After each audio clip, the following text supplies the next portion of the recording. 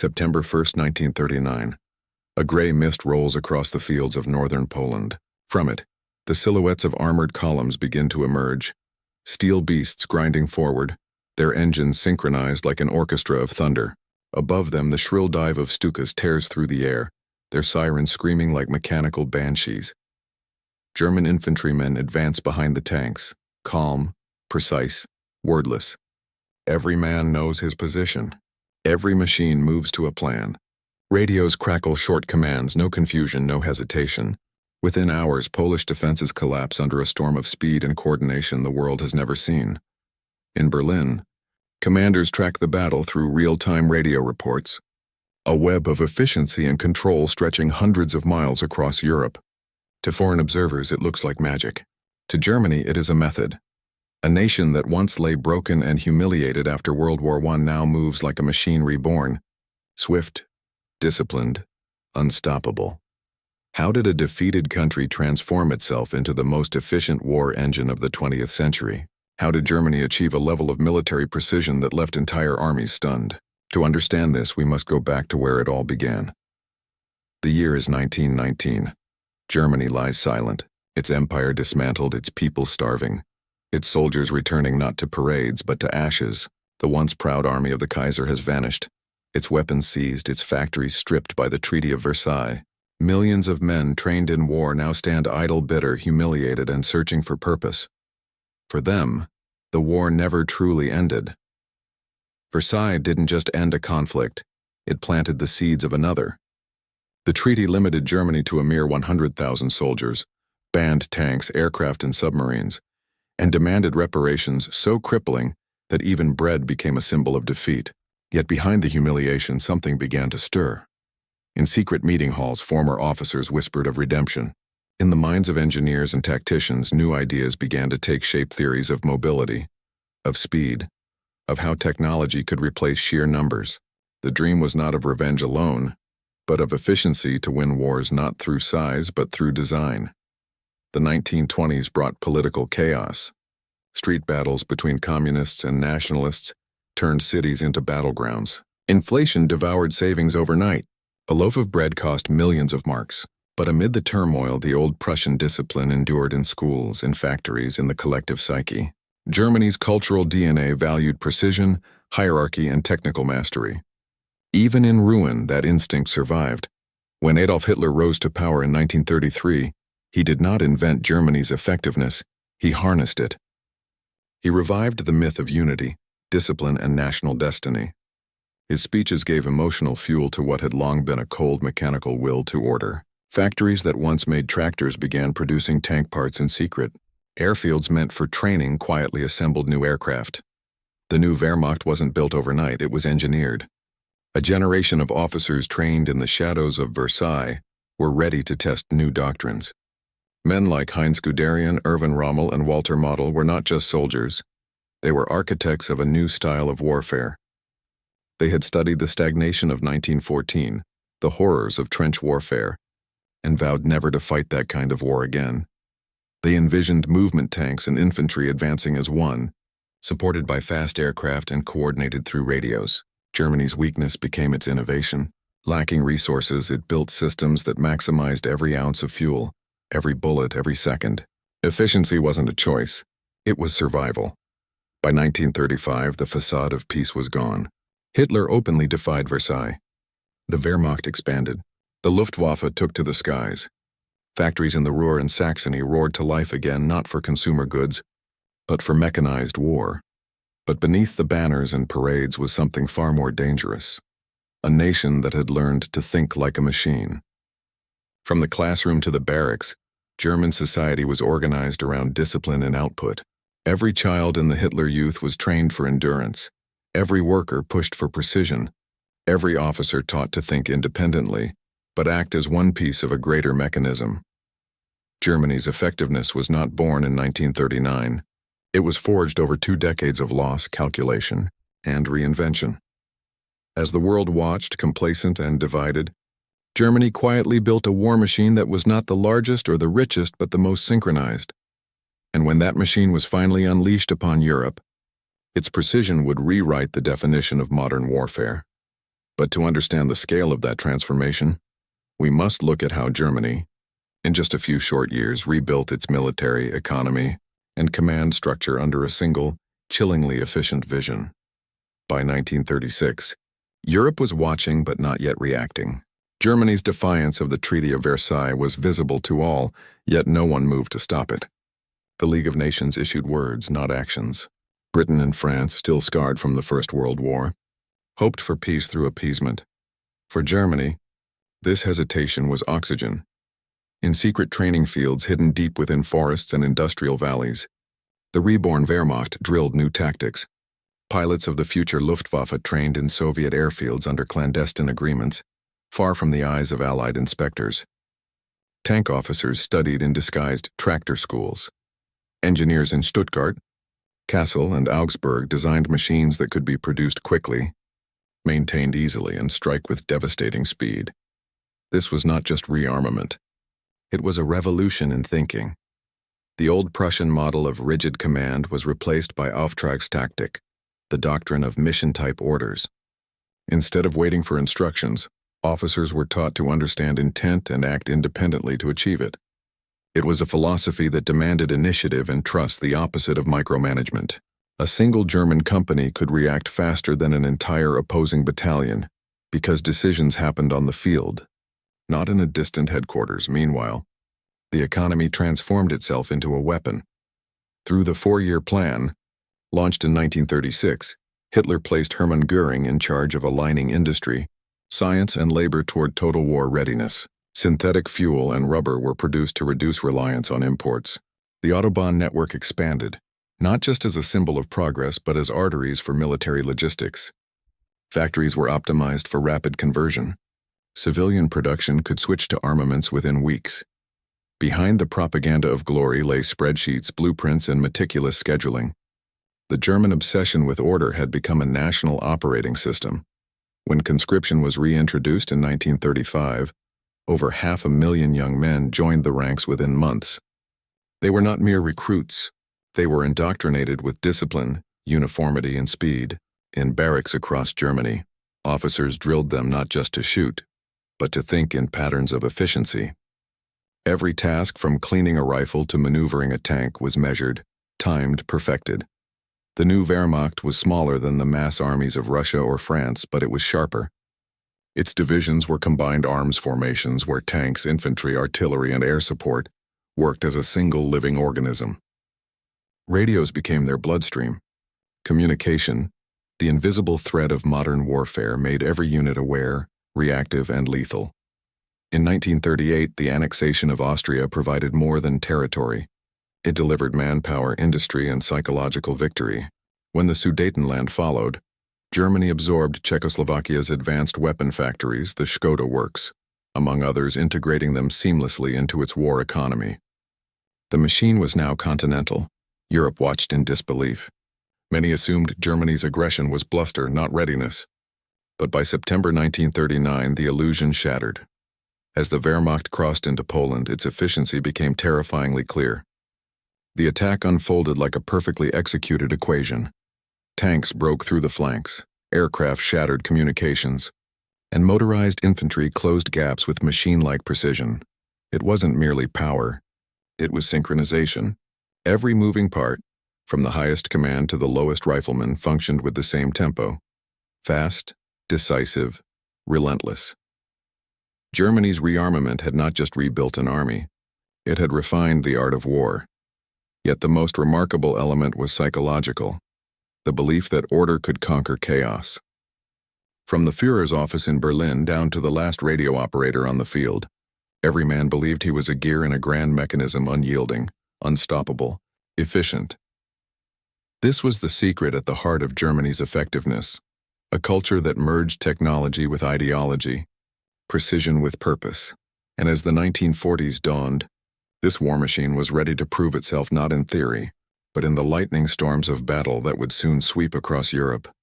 By 1940, Germany's lightning victories were not the result of luck or sheer force. They were the result of design. Every victory in Poland, Norway, the Low Countries, and France revealed a pattern, a formula that stunned older armies still fighting the last war. To understand Germany's effectiveness, we must dissect the machine piece by piece. To the Allies, Blitzkrieg was a shock word. To the Germans, it was simply the Bewegungskrieg war of movement. It was not a single plan, but a philosophy. Speed over strength, initiative over hesitation, chaos imposed upon the enemy. The First World War had been defined by stagnation. Armies bled for yards of ground. Germany's thinkers, men like Heinz Guderian, studied that failure obsessively. They envisioned a new kind of battlefield fluid, fast, mechanized. Tanks were not to be scattered among infantry. They were to be concentrated at the point of attack. Aircraft were not for distant bombing.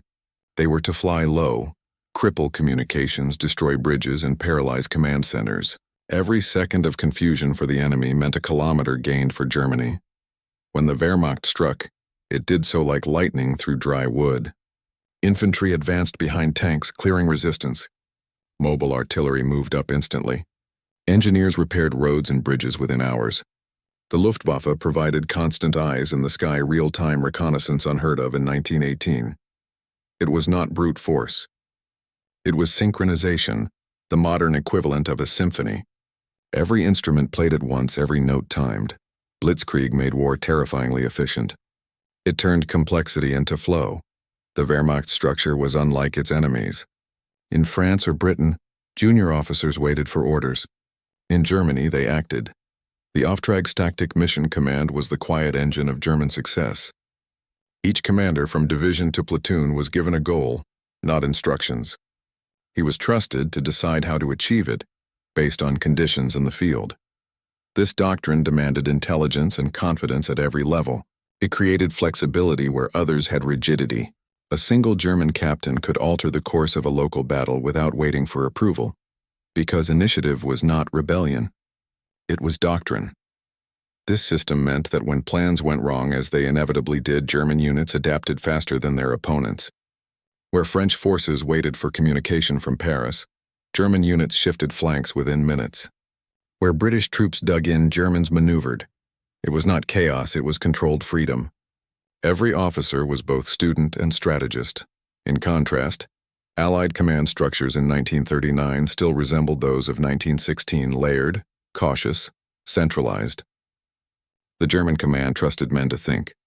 That trust, born from discipline, produced speed, creativity, and confidence. Even Hitler in the early years allowed this autonomy to flourish. Generals like Guderian and Rommel thrived under it, turning theory into motion. This philosophy would later fracture under Hitler's obsession with control. But in the opening years, it made the Wehrmacht a living organism, fast, intelligent, and frighteningly effective. Efficiency begins not with machines, but with minds. The German soldier, the Lanzer, was not inherently more courageous than others, but he was better trained for modern war. Every recruit learned not only to obey, but to understand. Manuals were short, practical, and precise. Training emphasized endurance, quick thinking, and initiative. Recruits were conditioned to keep moving to attack when uncertain, to act without waiting. Discipline was drilled to the level of instinct. A German platoon could execute complex maneuvers in smoke, noise, and confusion because every man had rehearsed them until motion was memory. And morale, that invisible force, was sustained through structure and ideology. Propaganda told soldiers they were defending not just a country, but a civilization. The belief in destiny, in order over chaos, created psychological armor. Even in defeat, many Wehrmacht units continued to fight with organization and precision. What made this structure lethal was its unity. Officers, NCOs, and soldiers lived close, ate the same food, and shared hardships. The chain of command was strong but personal. Respect ran downward as well as upward, a trait rare in the rigid armies of the time. The result was a military culture where efficiency was not commanded as it was expected.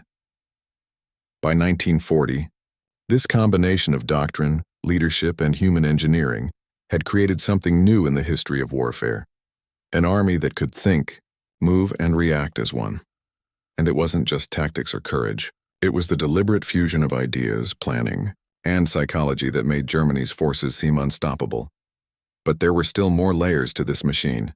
Deeper systems of technology, propaganda, and perception that amplified Germany's power far beyond its borders. While German tactics and training defined how the Wehrmacht fought, its true effectiveness came from something larger, a complete system. Technology, propaganda, and the world's misunderstanding of this new warfare fused to make Germany appear invincible. In Germany, engineering wasn't just a profession, it was an identity. From the factories of Krupp and Messerschmitt to the laboratories of Daimler-Benz, precision was culture. The same nation that once built the world's most advanced chemical industries now turned its genius toward weapons. Unlike the Allies, who often pursued quantity, Germany pursued perfection.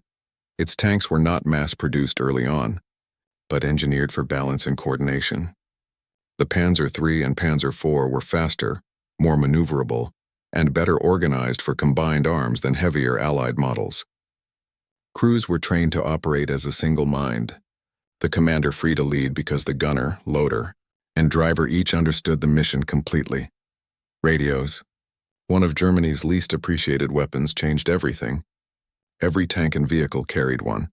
While Allied units relied on hand signals or dispatch riders, German formations communicated in real time.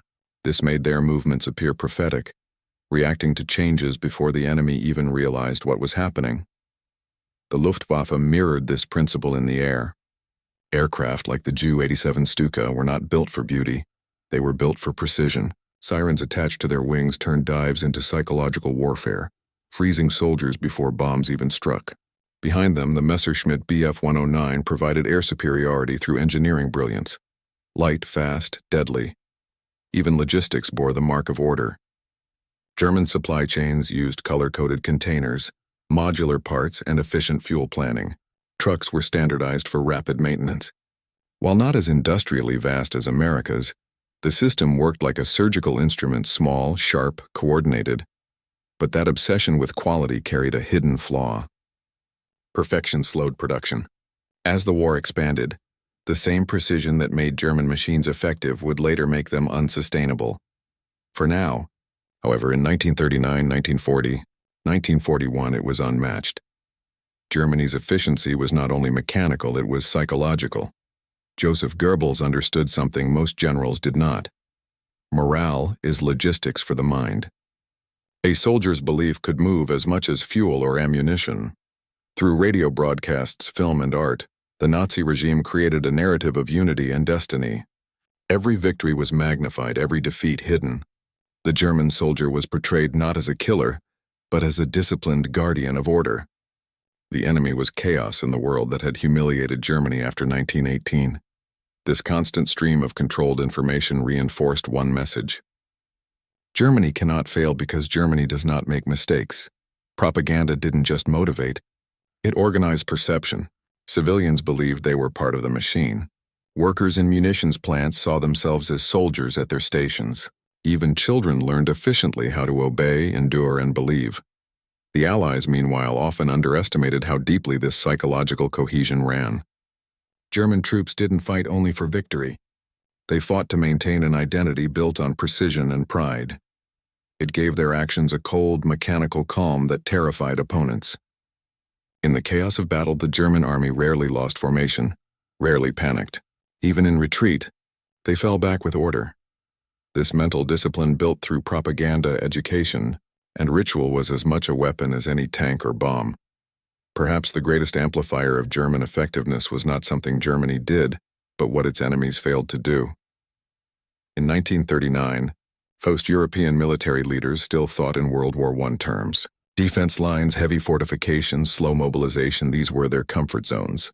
The Maginot Line, France's pride, was built on the belief that wars could still be contained. Germany shattered that illusion in weeks. The Allies misread speed as recklessness. When German tanks moved through the Ardennes, a forest the French believed impassable, they were caught completely off guard. Communications broke down. Commands lagged behind reality. By the time orders were issued, German spearheads were already miles ahead. To the outside world, this looked like genius. In truth, it was the product of preparation meeting outdated opposition. Germany's soldiers were not supermen. They were efficient professionals exploiting systems that others ignored: radios, mobility, and independent command. Their victories fed their confidence, and that confidence made them even faster. bolder, sharper. Effectiveness became self-reinforcing. Each success validated the system that created it. And by 1941, as Europe bowed under its boots, Germany believed its model of war was not only unstoppable but inevitable. That illusion would soon meet its reckoning. For every perfect machine, there comes a moment when friction builds, when precision meets limits. The Wehrmacht's clockwork efficiency was about to collide with the chaos of scale, a continent too vast, a winter too cold, and an enemy that refused to break. May 10, 1940. The sky above the Ardennes is filled with the roar of engines. Hundreds of German aircraft surge forward like a metallic tide. Below them, armored columns push through fog and forest. 136 divisions in motion. The invasion of France has begun. For the second time in a generation, Europe braces for a German offensive. But this one is different. No endless trenches, no static lines. This is war as movement, precision, and shock. In the early hours, Allied intelligence is confident. The French believe the main attack will come through Belgium. Just as it did in 1914, they send their best armies north straight into the German plan. Because deep in the dense Ardennes forest, a region the Allies thought impassable for tanks, the true thrust advances silently. Panzer divisions under generals like Guderian and Rommel move at breathtaking speed, guided not by maps but by instinct and radio coordination. Bridges are captured intact. French units, expecting quiet, find entire armored battalions pouring from the trees. Chaos spreads faster than resistance can form. Within days, German spearheads reach the Meuse River. Pontoon bridges rise under fire. Artillery pounds French positions with mathematical precision. The Luftwaffe dives in waves, pulverizing strongpoints. On May 13th, the impossible happens. German tanks cross the Meuse.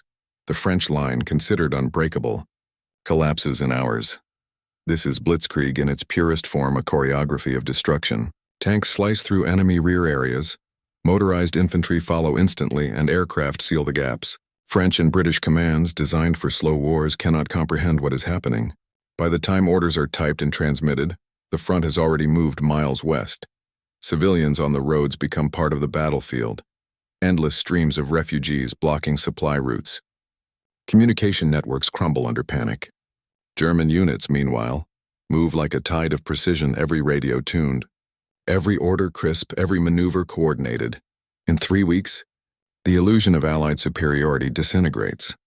On June 14, 1940, German forces entered Paris. No massive siege. No grinding attrition. The city falls almost untouched. Soldiers march past the Arc de Triomphe in silence. The same nation that had been crushed 2 decades earlier now stands triumphant in the heart of Europe. The world watches in disbelief. The Blitzkrieg appears unstoppable. Newspapers in London, Moscow, and Washington call it a new kind of war.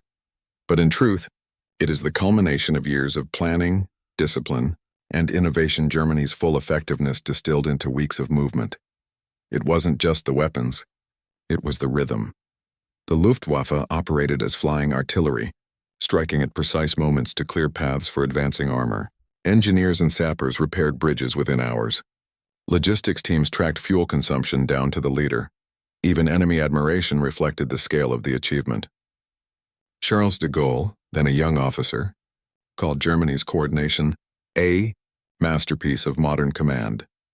British observers studying captured maps were stunned at how few mistakes existed in German planning.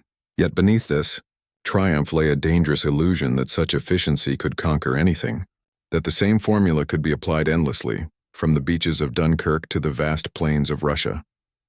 For now, Germany's machine seemed flawless. Europe lay subdued. The Wehrmacht stood unbeaten. Hitler's generals believed they had achieved the perfect synthesis of technology, leadership, and will. But every machine, no matter how perfect, carries its weakness within its design. The same drive for speed that conquered France would soon overextend supply lines. The same confidence that inspired initiative would later defy logic. As German columns rolled eastward, toward an even greater gamble, their effectiveness would meet its ultimate test against an enemy too vast, too cold, and too determined to collapse. The efficiency that had made Germany unstoppable would now be pushed to its breaking point. June 22, 1941. At dawn, The eastern horizon erupts in fire. 3 million German soldiers, supported by 3,500 tanks and nearly 3,000 aircraft, surge across in one 800-mile front. Operation Barbarossa, the largest invasion in history, has begun. It is the ultimate test of German effectiveness. For the first weeks, the formula still works. Armored spearheads slice through Soviet lines with surgical speed. Columns of captured Red Army soldiers stretch beyond sight. Town after town falls in hours. Luftwaffe squadrons rule the sky, destroying thousands of Soviet aircraft on the ground. It seems like Poland and France all over again, another lightning war. Another swift collapse. But this time the machine has entered a different world. The distances are immense. Supply lines stretch hundreds of miles across mud and dust. Engines overheat, vehicles break down, fuel trucks lag behind. Radios begin to fail from overuse. The Wehrmacht's once fluid rhythm starts to stutter. By August, the first signs of strain appear. The roads dissolve into rivers of mud. The infamous Rasputitsa. Precision turns to chaos. A tank that once advanced 30 kilometers a day now crawls 3. Still, the Germans press on. Their doctrine demands movement. Their confidence demands victory. Kiev falls, Smolensk burns, encirclements capture entire Soviet armies. Yet each success drags them deeper into a logistical nightmare.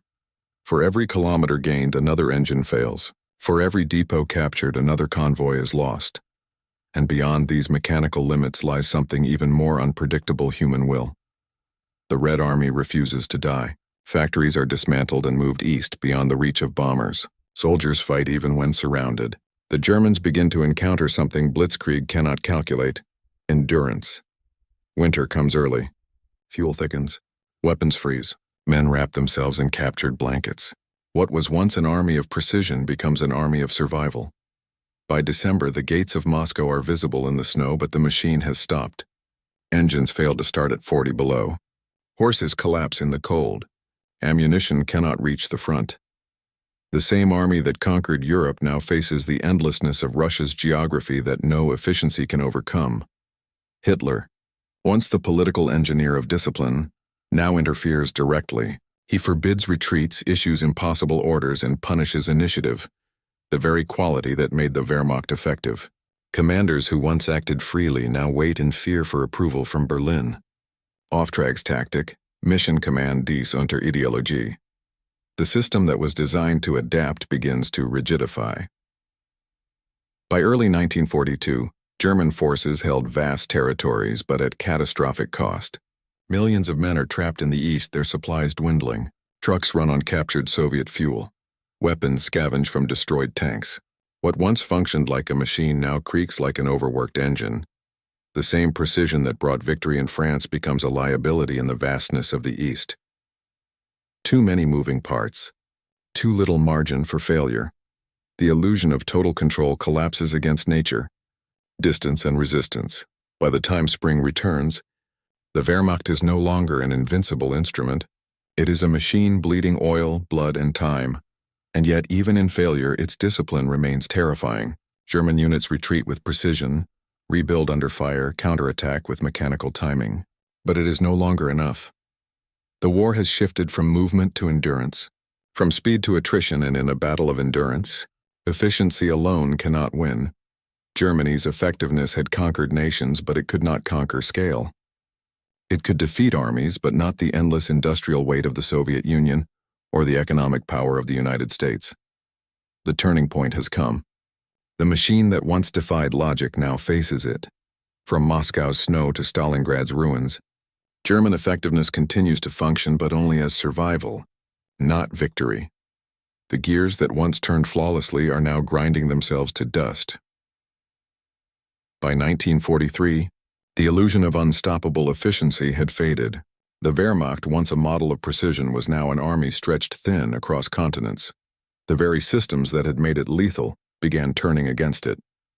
German logistics, optimized for short, fast campaigns, were never meant for a global war of years. The supply chain, already strained by the vast Eastern Front, now had to feed forces in North Africa, the Atlantic, and Italy. Trains ran night and day, but coal was scarce. Locomotives froze in the winter and overheated in the summer. Factories, once the heart of Germany's war machine, now suffered under constant Allied bombing.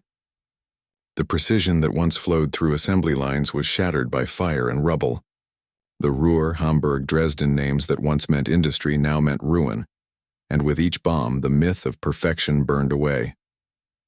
In the field, the Wehrmacht adapted with desperate ingenuity. Mechanics used parts from destroyed tanks to repair others. Soldiers stripped enemy weapons for ammunition. Commanders improvised fuel from captured stocks. But these were no longer the acts of a well-oiled machine. They were the improvisations of survival. The human element, once perfectly synchronized with technology, began to fracture under exhaustion. Soldiers fought in the same uniforms through seasons, sleep-deprived and starving. Morale fell not from lack of courage but from the endlessness of defeat. Everywhere, the German soldier found himself trapped in a paradox, still fighting with precision, but for a system that had lost its purpose. Leadership, too, decayed from within. Hitler, once praised for bold decisions, now ruled through fear and delusion. He refused to retreat, refused to acknowledge limits. Generals like Guderian and Manstein pleaded for flexibility, the kind that had once defined the Wehrmacht's strength. But every suggestion met the same response: no withdrawal. The army that had once mastered movement was now chained in place. Even German technology, once the pride of their effectiveness, began to betray them. The Tiger and Panther tanks, marvels of engineering, were too complex to produce and maintain. Each machine demanded hours of precision work and rare materials. While Germany built one Tiger, the Allies built 5 Shermans. The Luftwaffe, too, lost its edge. Skilled pilots were replaced by teenagers trained in months instead of years. Fuel shortages grounded aircraft. Factories built jets that arrived too late, too few, and without fuel to fly. Efficiency had turned to excess. Perfection had become fragility. By the end of 1944, the Wehrmacht was no longer a single, unified machine. It was a patchwork of battered divisions, held together by discipline alone. Yet that discipline still carried a certain awe. Even in retreat, German units moved with order. Even in defeat, they obeyed. When the Ardennes offensive, Hitler's last gamble, began in December 1944, it briefly revived the illusion. German columns once again rolled through fog and forest with mechanical precision. American units were caught off guard, and for a moment the rhythm of Blitzkrieg returned.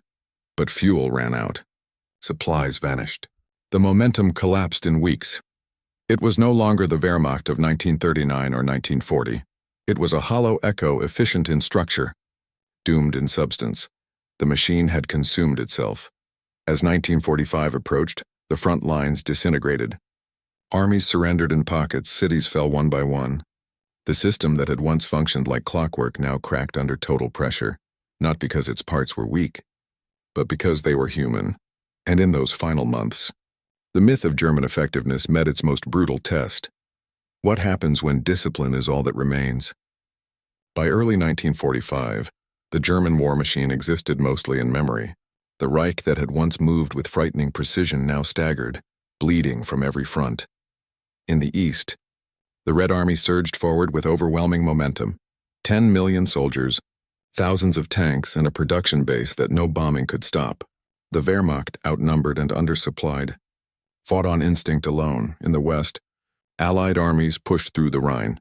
Columns of American Shermans and British Cromwells rolled unopposed through the ruins of cities once defended with iron discipline. Inside Germany, order dissolved. Trains stopped running. Fuel reserves vanished. Civilians scavenged wreckage for firewood. Refugees filled the roads that once carried panzers. The once flawless coordination between army, industry, and ideology collapsed under its own contradictions. Factories, relocated to mountains and tunnels, could no longer sustain production. The efficiency that had once built the world's most advanced tanks now produced weapons with no fuel to move them. Hitler's obsession with perfection, heavier tanks, faster jets, grander fortifications, only accelerated the ruin. The same attention to detail that had defined German engineering became self-destructive. While Allied production favored simplicity and quantity, German engineers chased refinement. In the end, their brilliance could not compensate for exhaustion. When Berlin was surrounded in April 1945, what remained of the Wehrmacht was no longer an army of conquest, but an army of survival. Boys of 15 manned anti-tank guns. Old men with rifles guarded bridges. Even in those final hours, discipline persisted. Units fought to the last shell. Officers maintained reports, and wounded soldiers saluted as they were carried away. But beneath that discipline was silence, the realization that the machine had failed. Hitler's suicide on April 30th marked not only the political end of Nazi Germany, but the symbolic death of its mechanical ideal. The chain of command disintegrated overnight. Communications went dark. Orders stopped. For the first time in 6 years, the machine was still. When German forces surrendered unconditionally on May 8, 1945, the world saw the true cost of their effectiveness. 11 million soldiers dead or wounded, cities reduced to skeletons, an entire generation consumed by a belief that efficiency could replace morality. The Allies, while victorious, studied the remains of the German system with both awe and caution. They saw the blueprints of weapons decades ahead of their time: jet fighters, rockets, submarines, all built by a nation that had destroyed itself in the pursuit of mastery. Historians later described it as a paradox. The same discipline and innovation that made Germany formidable also ensured its collapse. Because in the end, efficiency without restraint becomes chaos. German officers who survived often reflected not on their defeats but on their illusions. Generals like Guderian and Speer admitted that the system's brilliance blinded them. They had believed that precision alone could overcome geography, resources, and even humanity itself. But war, they learned too late, is not an equation, it's endurance. By 1945, the ruins of Berlin stood as a monument to that truth. Tanks lay burned in streets once paraded by victors. Factories were silent. The efficiency that had once inspired fear had consumed everything, including itself. And yet, among the ashes, one legacy remained. The post-war world, both East and West, studied and absorbed Germany's methods. The United States adopted mission command principles. Soviet engineers refined production lines based on captured German machinery. Even the concept of Blitzkrieg became a permanent chapter in military theory. Germany's effectiveness had ended in defeat, but its lessons reshaped modern warfare. What had begun as a vision of absolute control ended as a warning of its limits. Germany's rise in World War II was a story of meticulous design, discipline, and vision. It was a nation that turned loss into learning, humiliation into efficiency, and weakness into precision. From the foggy fields of Poland to the highways of France, the German war machine moved with breathtaking speed and coordination. Every tank, every radio, every soldier functioned as part of a greater mechanism, a clockwork of war. Yet that very perfection contained the seeds of failure. The obsession with control, the pursuit of flawless execution, and the rigid application of doctrine made the system fragile. Speed and innovation conquered armies, but they could not conquer geography, weather, or the vast industrial and human weight of the Allies. The Wehrmacht's brilliance became its own limit, a machine unable to pause, adapt, or survive attrition on a continental scale. History remembers Germany in World War II for its terror, its victories, and its innovations. But beneath those headlines lies a lesson deeper than strategy or technology. Effectiveness alone is not enough. Discipline without restraint, efficiency without foresight, and ambition without humility can achieve rapid success and equally rapid destruction. The paradox of Germany's effectiveness is that it shaped the modern art of war while simultaneously demonstrating the fragility of perfection. Armies learned from its doctrine, engineers from its machines, and commanders from its command philosophy. But the cost was staggering. Millions of lives lost, cities annihilated, and an ideology that poisoned an entire continent. In the end, Germany's story is both awe-inspiring and cautionary. It is a reminder that human systems, no matter how finely tuned, are ultimately bound by limits. Speed can overwhelm, precision can dominate, but morality, sustainability, and human endurance remain the final arbiters of history. Effectiveness can win battles, but it cannot win against humanity.